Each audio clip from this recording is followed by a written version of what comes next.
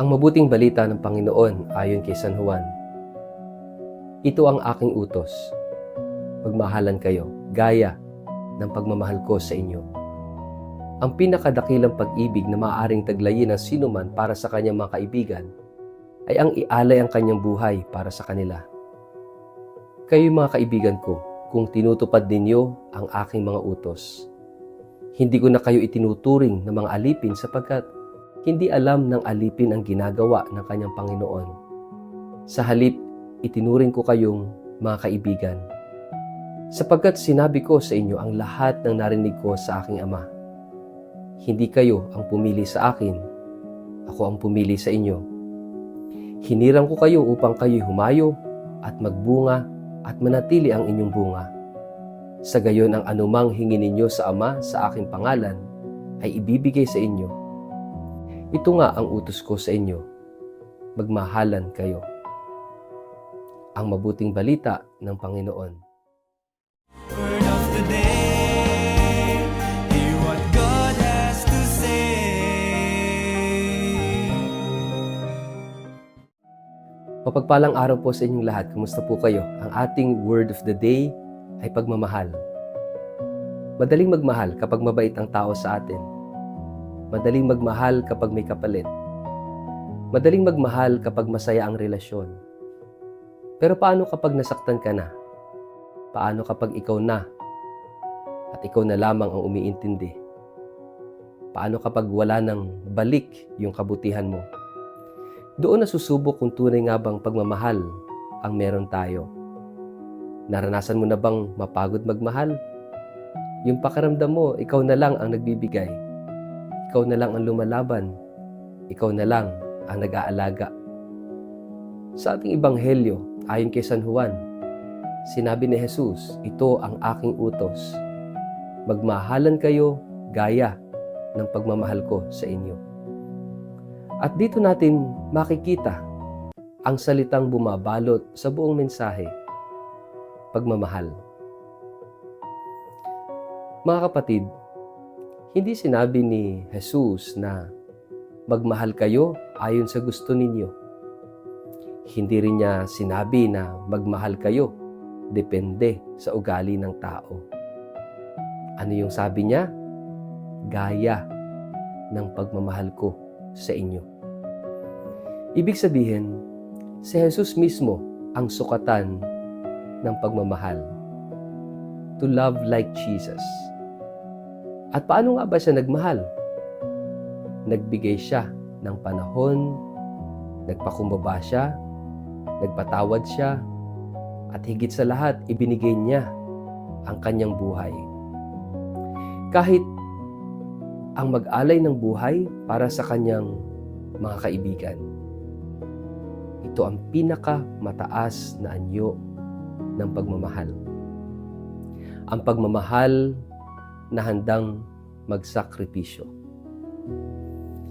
Ngunit, hindi lang ito tungkol sa malalaking sakripisyo. Ang tunay na pagmamahal ay makikita rin sa maliliit na bagay araw-araw. Halimbawa sa pakikinig, sa pag-unawa, sa pagpapatawad, sa pananatili kahit nahihirapan ka na. At sinabi pa ni Jesus, hindi ko na kayo tinatawag na alipin kundi mga kaibigan. Napakalalim po nito. Ang relasyon natin kay Kristo ay hindi relasyon ng takot. Ito yung relasyon ng pagmamahal at ng pagkakaibigan. At kapag tunay mong nararanasan ang pagmamahal ni Kristo, hindi mo ito kayang itago. Kusang umaapaw ito papunta sa iba. Mga kapatid, ito yung napakahalagang katotohanan na dapat nating maunawaan. Hindi mo kayang magmahal ng totoo kung hindi mo muna hinahayaang mahalin ka ng Diyos.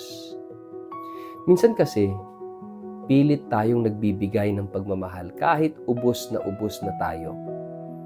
Kaya napapagod tayo, nasasaktan tayo, nauubusan tayo. Pero ang tunay na pagmamahal ay hindi galing sa sariling lakas. Ito'y umaagos, dumadaloy mula sa pagmamahal ng Diyos sa atin. Kaya ang tanong ay hindi paano ako magmamahal, kundi hinahayaan ko bang mahalin ako ng Diyos? Mahalin ako ni Kristo? Dahil kapag alam mong mahal ka ng Diyos, mas nagiging madali ang magmahal. Even when it hurts. Until it hurts. And until it no longer hurts. At ito ang sikreto ng banal na pagmamahal. Hindi ito nakabase sa damdamin lamang, kundi sa desisyong magmahal katulad ni Kristo. Kaya ngayong panahon ng Pasko, ng pagkabuhay, inaanyayahan tayo ni Jesus na magmahal katulad niya, to love like Him. At hindi lang ito sa salita, hindi lang kapag madali, kundi kahit may kaakibat na sakripisyo, na pag-aalay ng sarili. Simulan po natin sa simpleng mga paraan. Magpatawad tayo sa taong nakasakit sa atin. Magbigay tayo ng oras sa taong nangangailangan, lalo na ng iyong pakikinig. Makinig sa taong walang makausap. Magpakumbaba, kahit minsan mahirap. At higit sa lahat, hayaan mong punuin ka muna ng pagmamahal ng Diyos. Araw-araw. Dahil ang pusong tunay na minamahal ni Kristo ay pusong natututong magmahal ng totoo. Pagnilayan po natin, paano tayo tinatawag ni Jesus na magmahal ng higit pa sa komportable at madali. Sa ngalan ng Ama at ng Anak at ng Espiritu Santo, Amen. Panginoong Jesus, salamat sa iyong pagmamahal na walang hanggan at walang kondisyon. Turuan mo kaming magmahal tulad mo, mapagpakumbaba, mapagpatawad, at handang magsakripisyo.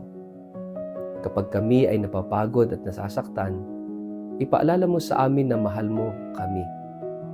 Naway ang aming buhay ay maging salamin ng iyong pagmamahal sa iba.